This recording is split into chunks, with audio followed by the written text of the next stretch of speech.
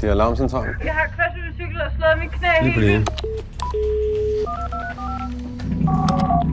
Det er alarmcentralen. Jeg er lige blevet overfaldet og bestjålet. Du bruger politiet lige nu. Ja, du har taget narkotika, er det korrekt? Jeg er bange. Men det er jo ligesom din egen skyld, ikke? Chef. Du er heldigvis tilbage på gaden efter i morgen. Det er jo dejligt.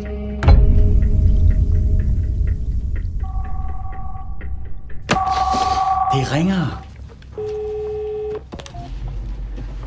Det er alarmcentralen. Hallo? Taler jeg med Iben? Hej, skat. Har du drukket? Nej, det har jeg ikke. Ja, for helvede.